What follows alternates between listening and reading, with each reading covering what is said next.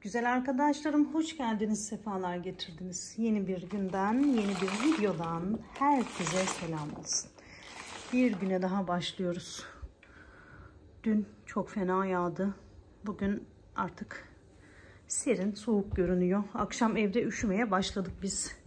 Hatta uzun kolluları çıkarsam mı dedim ben Cansu'ya. Kızım dedim, hani hurçları çıkarsam mı? Çünkü Ekim ayı geldi.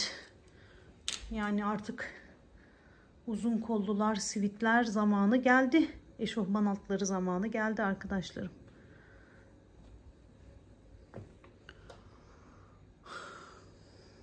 O zaman kahvaltı hazırlayayım.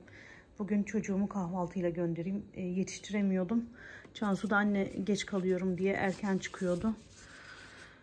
O hazırlanana kadar kahvaltı hazırlayayım. Videomun ayarlamasını sonra yapayım. Çocuğumun boğazından 2 lokma geçsin. Çay suyunu koydum zaten. Hadi başladık. Devam edelim. Çok güzel geçen bir gün olsun. Hepimiz için çok güzel geçen, bereketli, neşeli, sağlıklı geçen bir gün olsun. Rabbim güzel şeyler yaşatsın hepimize.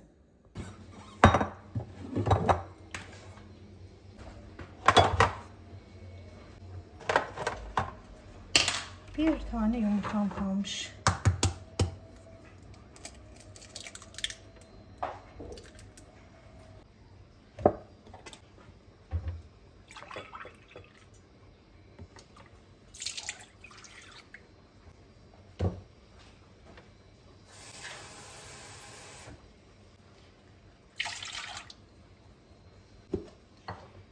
Birazcık tuz.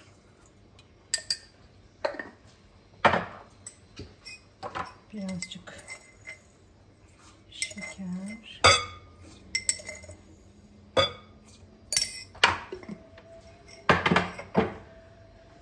Şimdi ne yapıyorum? Kabartma tozu alıyorum. Kabartma tozunu da getirdim. Unumuzu da ekleyelim. Çırpsaydım keşke, yumurtayı azıcık çırpayım.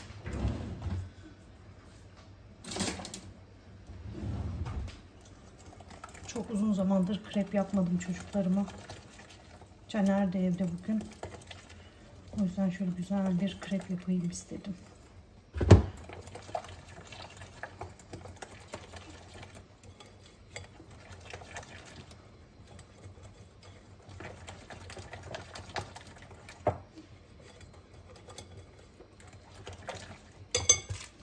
Kabartma tozunu da ekleyeyim.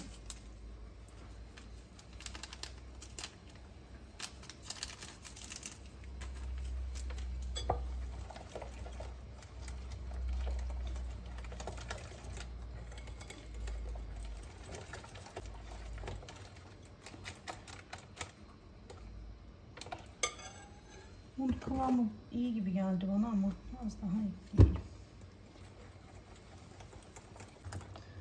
Krep hamurum gördüğünüz gibi hazır arkadaşlar. Ama onun öncesinde yumurta haşlama makinemi çıkardım. Yumurta haşlayacağım.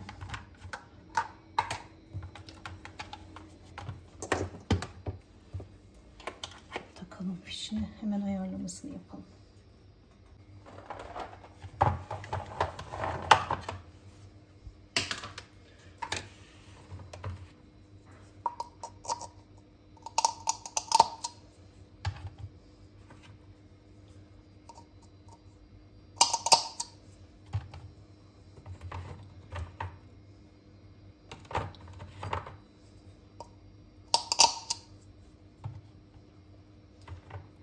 Bir tane de lokum hanım için.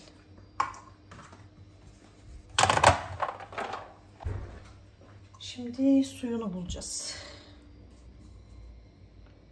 Şurada. Suyunu da ayarladım. Şimdi pişmeye bırakabilirim.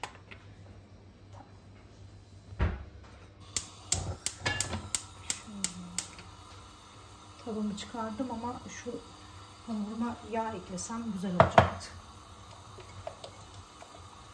Biraz yağ eklemesini yapayım ben. Sizi de alayım şöyle.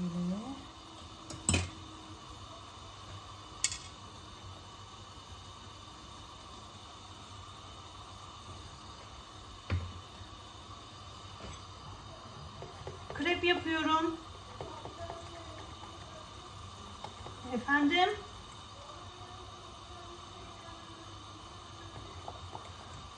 Dünkü patlıcan kavurmasından mı istiyorsun? İçi yumurtalı mı? Haşlanmaya yumurta koydum.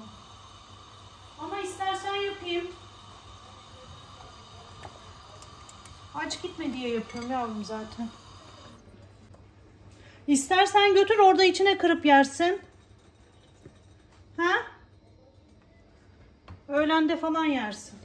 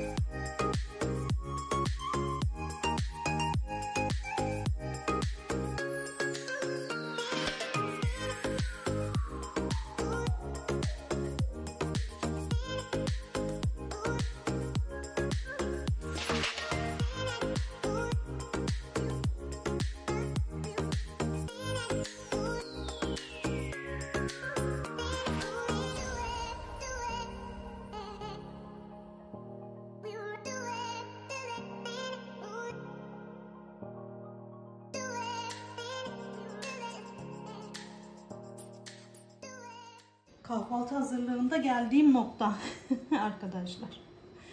Cansucuğum çıkmak zorunda. O yüzden kreplerini yanına veriyorum. Ben de çocuk evde sanıyorum. Caner de Mersem. 3 tane koydum. Tamam. Caner berbere gitmiş teyzeleri. Ben de çocuğum yatağında yatıyor sanıyorum. Şöyle 2 çeşit peynir koydum. Zeytin koydum. Krep koydum. Yumurtasını da, haşlanmış yumurtayı da poşete koyacağım. Klinikte domates var. Domates isterse oradan şey yapar. Alır. Şimdi yumurtasını da ayarlayayım. Evet. Cansu kızımı gönderdim. Videomuzu ayarladım. Şimdi sırada lokum kızım var. Gel. Gel yavrum. Mırlamasın yediğim. Gel. Gel.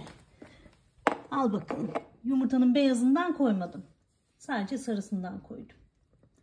Şimdi hemen fırfırı çalıştırasım var arkadaşlar. Dün hiçbir şey yapmadım ya. Yapamadım ya diyeyim. Kendi yumurtamı da hazırladım. Lokumsu. Şimdi senin yaptıklarını göstereceğim. Senin yaptığını göstereceğim. Hazır mısın? Göstereyim mi teyzelere, göstermeyeyim mi? Heh, bir ses duyduk. Koştu gitti. Bakın şuraya arkadaşlar. Şuraya bakar mısınız? Tabii ki yerde de susamlarımız var. Buralar böyle. Şu yumurtamı bırakayım. Kahvaltıyı hazırladım. Kahvaltı tek başına. Hiç sevmiyorum. Çocuklarımla kahvaltı yapacaktım. Cansu anne hasta gelecek, gitmem lazım dedi. Caner zaten evden tıraşa gitmiş arkadaşlarım. Uyanmış erkenden. Ben de saat 9'da kalktım ama odasına uğramadım, yani uyuyor diye düşündüm. O da saç tıraşına gitmiş. Ben de hazırlandım böyle işte çocuklarıma. Sonra Cansu'nun yanına verdim işte bir şeyler. Klinikte beraber yerler. Şimdi buna ne olduğunu, buraya ne olduğunu anlatayım ben size bacılarım. Buraya ne oldu biliyor musunuz? Cansu'cum kandil simiti almış. Geçen gün canı çekmiş. Kandil simiti almış. Ben de böyle koydum buraya. Lokum Hanım sen çık buraya. Kafanı buna sok. Sonra kafasını çıkaramamış. Hop, kafayla beraber bunu böyle kaldırdı yukarı. Bütün susamlar da böyle şıkır şıkır döküldü. Ben de krep pişiriyordum. Sonra Cansu'nun gitmesi falan çıkınca, işler hızlanınca buraya hiçbir şey yapamadım gördüğünüz gibi. Hemen dik süpürgemi alacağım. Bir süpüreceğim. Ondan sonra kahvaltı faslına geçiş yapacağım. Allah bereket versin arkadaşlarım.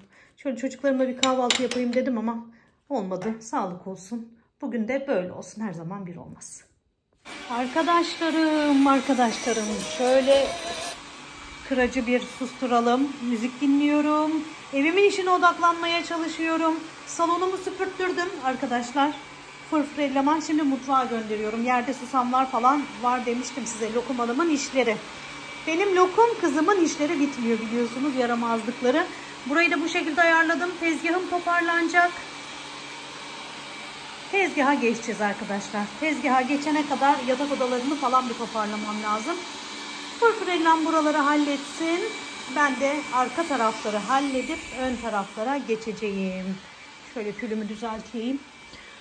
Yukarıya aldım böyle altındaki tozlar gitsin diye. Burada da böyle kartonum var. Şöyle arkaya koyuyorum onu da.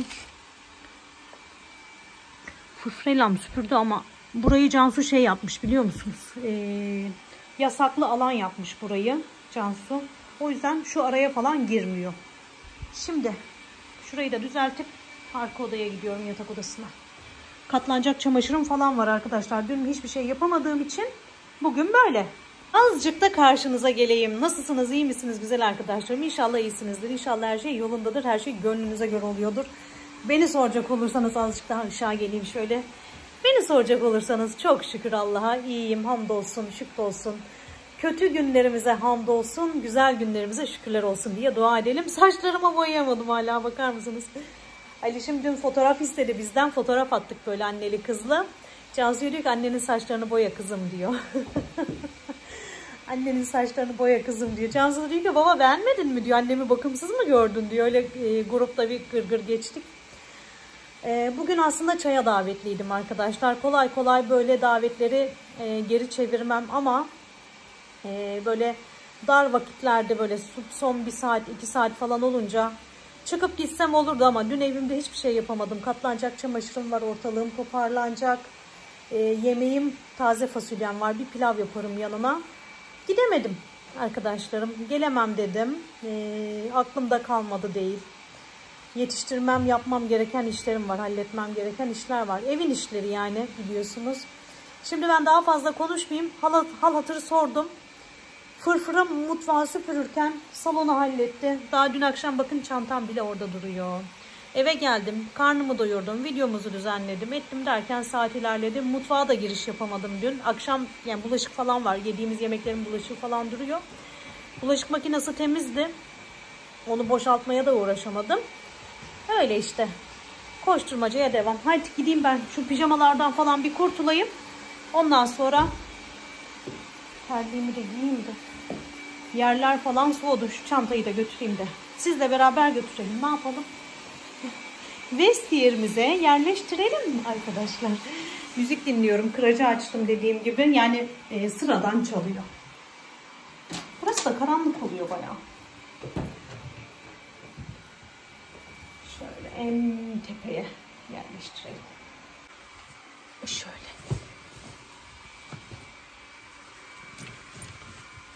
Bu tarz çantaları seviyorum ya.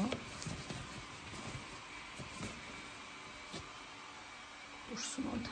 Aslında şuraya koyuyorum da ıslak mendillerimiz burada. Şu da Cansu'nun kargosu. Şuraya koyuyorum genelde günlük kullandığım çantayı böyle evden çıkarken gidip gelirken kolaylık olsun diye. Şunu mutfağa götüreyim. Şunları da içeriye götüreyim bari. Toparladık burayı. Şuradaki anahtarlıkta işte anahtarlar var ya arkadaşlar. Oradan ben anahtarımı alıyorum diye aldım. Çıktım gittim geçen gün. Neyse hadi gidelim. Arkadaşlarım ikindi ezanımız okunuyor. Üzüm Efendi yattığı için burada ben yatak toplayamıyorum. Akşamdan sabaha beraber yatıyoruz. Bakın. Yatağın örtüsünü görüyorsunuz değil mi? Ben şurada yatıyorum. Üzüm orada yatıyor. Akşam yastığı aldım böyle. Daha böyle yukarıya çıksın. Uyurken onu ben seviyorum. Ondan sonra uyuyoruz beraber benim bal çocuğumla. Bugün de toplatmıyor bana yatağı. Olsun. Olsun bakalım. Keyfi bozulmasın çocuğumun. Yatak dediğin toplanır. Değil mi annem? Toplanır yatak. Cansu'nun odasını toparladım. Şimdi Caner'in odasını toparlamaya gidiyorum. Katlanacak çamaşırım vardı, onu katladım. Ütülenecekleri göstereyim mi size? Bakın bir dolu ütü var. Onları da bir halletmek lazım ama ne zaman? Ne zaman bilemiyorum zamanını. Vallahi süpürgemiz de burada güzel oldu. Onu da şimdi taktım şarj olsun diye koridoru. Vallahi video çekerken Siri karışıp duruyor. Videoyu durduruyor. Sanki ona seslenmişim gibi. Her neyse süpürgeyi şarja taktım. Koridorumu süpüreceğim arkadaşlar. Çocukların odasını süpüreceğim. Balkonumuzu süpüreceğim. Banyomuzu süpüreceğim. Şuradan da Karcher buhar makinamı kilere götüreceğim. Caner odasını sildi. Caner'e bıraktım odasını silme işini. O yüzden orada duruyor. Onu da bir toparlayayım. Çantasını falan da şöyle bir toparlayayım. Odasını topladıktan sonra dik süpürgemi alacağım elime.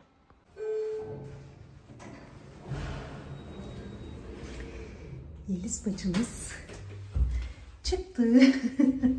Yolda giderken anlatayım size ben. Arkadaşlar şu üstümü başımı düzelteyim. Fırçaları yedim gidiyorum. Çok fırça yedim çok. Nasıl güzel bir patates kızartması koktu. Ve bana neyi hatırlattı biliyor musunuz?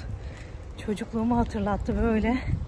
Sabahleyin evimizde o kızartma kokusunun yayılmasına uyandığımız günleri hatırladım. Vallahi böyle annem mutfağa girip de kahvaltıyı hazırlarken böyle patatesi kızarırken o cızırtı, o koku aklıma geldi niyeyse.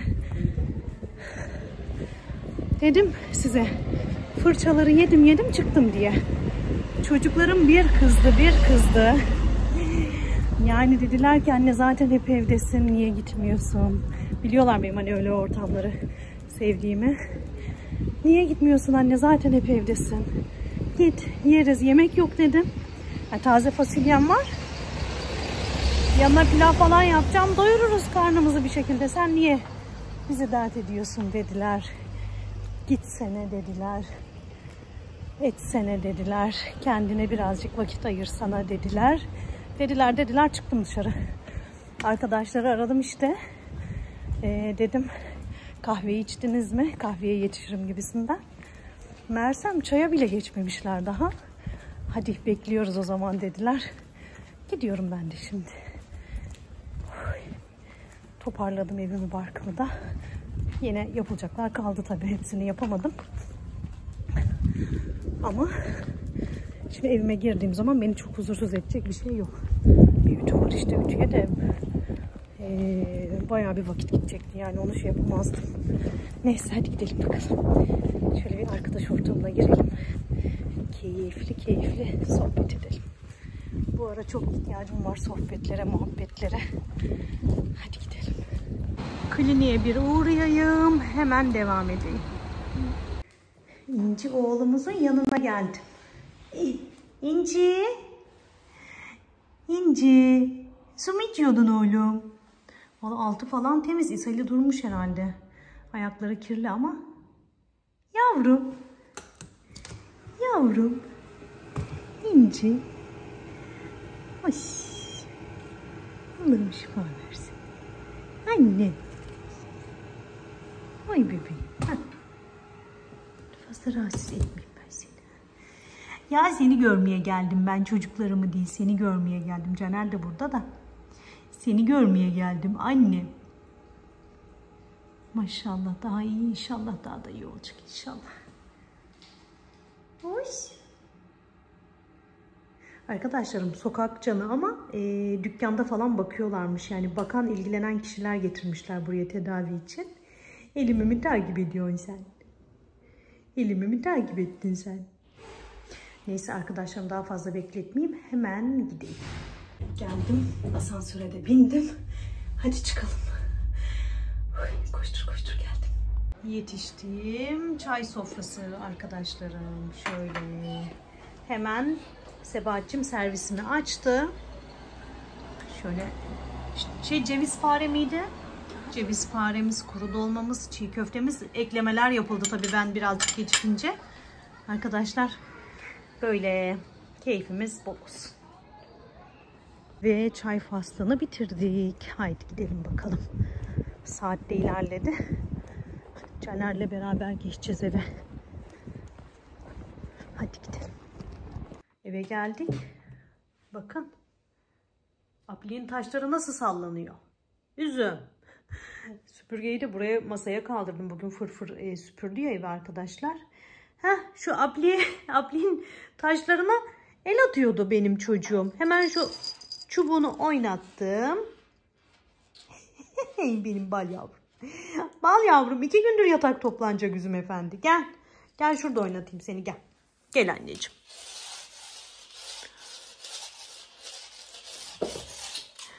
Hop.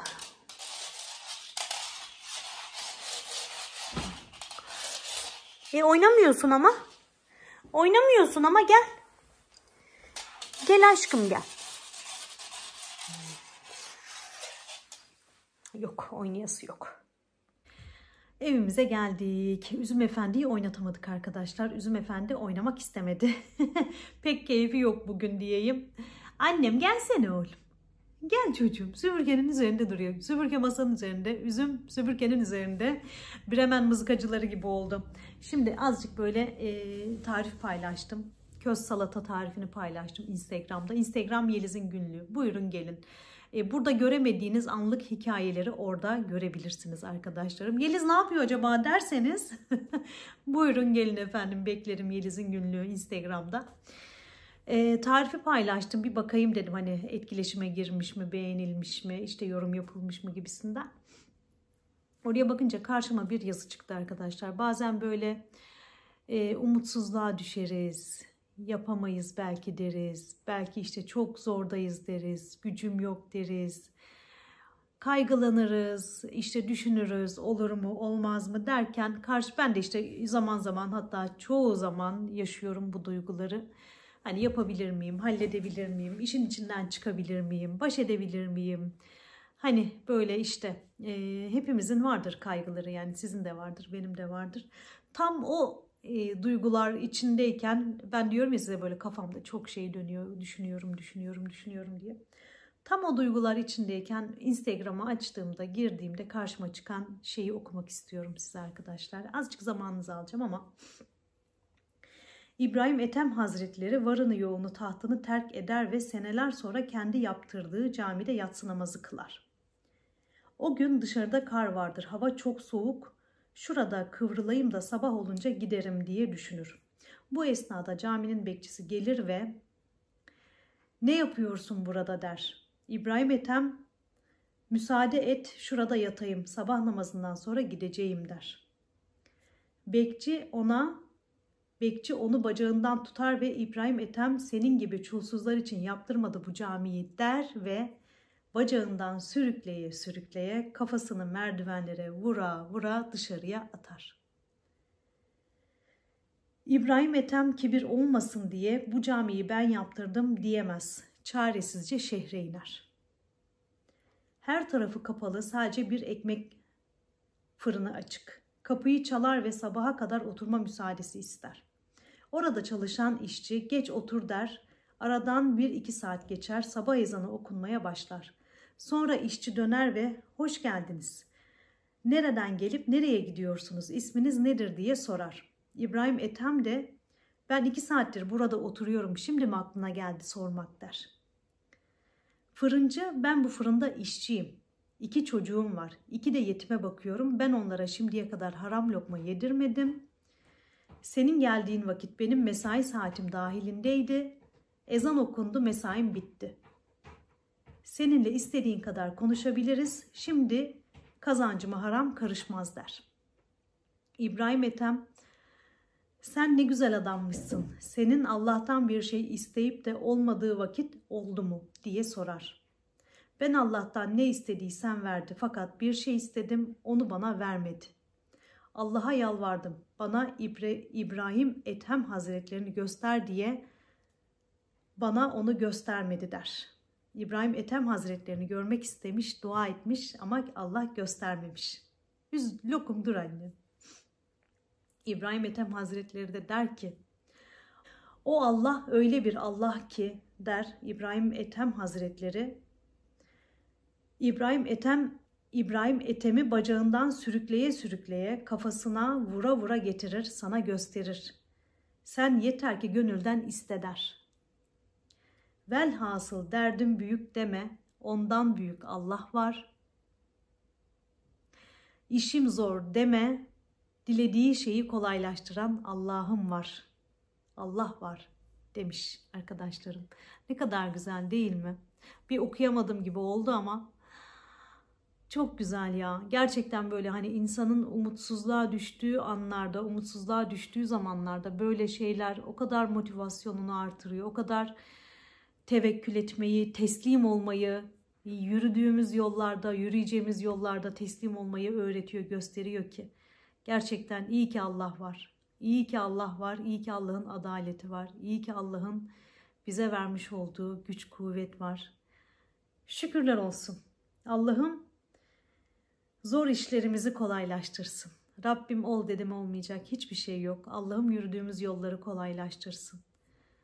Zor işlerimizi kolaylaştırsın. Kolaylıkla yaşamayı, kavuşmayı nasip etsin. Her birimize inşallah güzel arkadaşlarım diye dua edeyim, üstümü değiştirmeye gideyim. Gerçekten çok etkilendim. Allah istedi mi olmayacak şey yok.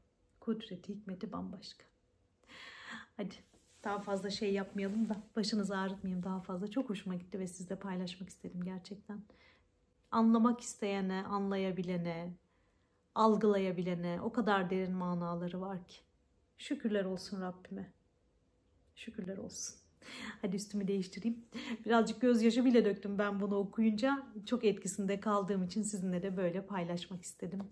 İnşallah sizin de böyle yüreğinize ferahlık verir bu okumuş olduğum kıssa. Kıssa deniyor herhalde. Arkadaşlarım şöyle son karar verildi. Dyson süpürge kalıyor. Açtık, deneme falan yaptık böyle Cansu'cumla beraber. Gayet hani böyle parçaları falan çok fazla parçası varmış. Kullanan arkadaşlarım biliyordur. Koltuk süpürme aparatı falan da var. Onu bir denedik minnoşların tüyünü falan nasıl çekiyor diye. Son karar iade iptal. Kalıyor. Üzüm de çok sevdi. Lokum sen de çok sevdin mi kızım? Sen de çok sevdin mi annem? Hı? Çok güzel tüyleri temizliyor. Çok güzel. Çok güzel süpürüyor minnoşum. Hoş. Altın kızım benim altın. Arkadaşlarım şimdi Dyson yatay süpürgeyi ilk aldığı zaman Cansu iade mi yapsak, dik süpürge mi alsa falan diye bayağı bir konuştuk. Size de danıştım, size de söyledim arkadaşlar. Geri götürdüler. Sonra iade yapamadılar. Böyle Trendyol'a iade yapmak gibi değil. Dyson satıcısından aldığı için. Orayla işte iletişime geçmesi gerekti falan fişman. Şimdi evde de kaldı ya süpürge. Biz şimdi gelip gidip şey demeye başladık. Kalsa mı acaba? Acaba hani daha iyi mi olur? Ne yapsak Cansu? Cansu bana diyor anne ne yapsak kalsa mı acaba falan fişman.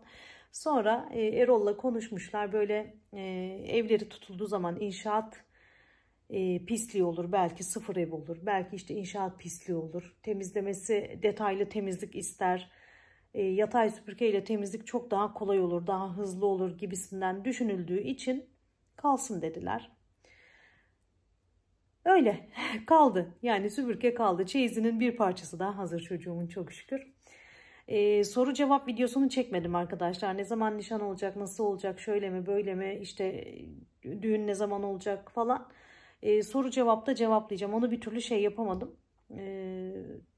Orada bir açıklık getireceğim işte o sorularınıza. Topluca cevap vermiş olacağım.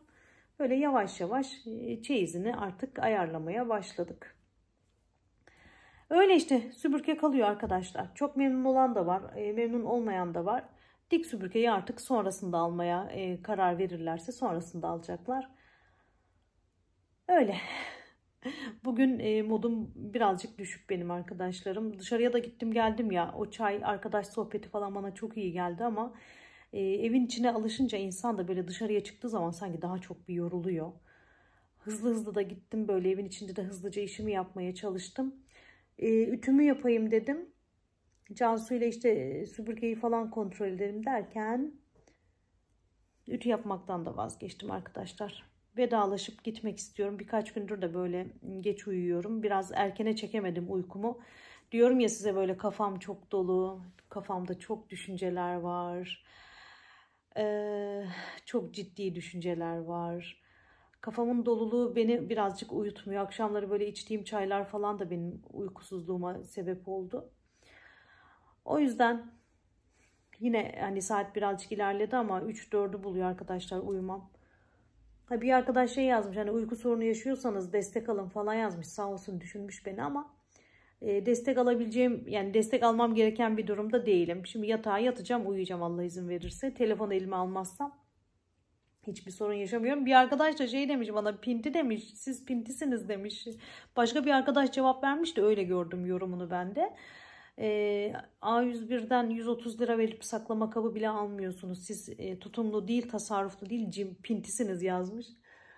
İşte kimine göre pinti, kimine göre cömert, kimine göre eli açık, kimine göre eli sıkı. Yani neye göre tanımlıyorlar bilmiyorum ama ben hiçbir zaman hop diye, yani hiçbir zaman değil, çok nadirdir böyle. Ay ben bunu çok beğendim, almam lazım dediğim çok nadir zamanlar olur. Ben iyice düşünürüm, tartarım, ölçerim, biçerim. Her açıdan, maddi manevi her açıdan düşünürüm. Alayım mı almayayım mı, hani gerçekten ihtiyaç mı değil mi diye düşünürüm. Ondan sonra karar veririm arkadaşlar. Çok böyle hızlı alışveriş yapabilen biri değilim. Yapan biri değilim. Yaptığım şeyi de, mesela evimize bir eşya alacaksak, mesela koltuktur, yemek masasıdır, sandalyedir ya da başka bir şeydir. Yani ben onu her açıdan düşünürüm. Bir mimar gibi çalışırım, bir mühendis gibi çalışırım. Düşünürüm, yani böyle kafa yorarım. Evime getireceğim şeyi, ha bu buraya olur mu? Ha ben bunu beğendim, alayım götüreyim, yapmam. Eve getirdiğim zaman bana sıkıntı yaratsın istemem çünkü. O yüzden böyle düşünürüm. Yerini düşünürüm. Nasıl kullanacağımı düşünürüm. En rahat nasıl olur diye düşünürüm. Evimdeki her eşya da öyledir. Hiçbir katalogdan bakıp da evime eşya almadım. Çünkü çok ruhsuz geliyor bana o evler arkadaşlar. Her şeyin aynı olması, hani böyle herkesin evinin aynı olması çok ruhsuz geliyor bana. Mesela işte avizemdir, apliğimdir, yemek masamdır, konsolumdur, TV sehpamdır. Hep kendine özgüdür. Yani benim dokunuşlarımdır. Hani övünmek gibi düşünmeyin ama seviyorum. Hani böyle kendim yakıştırmayı seviyorum. Griler, işte duvar çıtaları, onlar bunlar. Hani bir şey moda oldu diye ben o modaya ayak uydurmam mesela. Ayak uydurmak zorunda da hissetmem kendimi. Evimde kendim böyle beğendiğim parçaları seçerek bir bütün oluştururum. Görüyorsunuz zaten.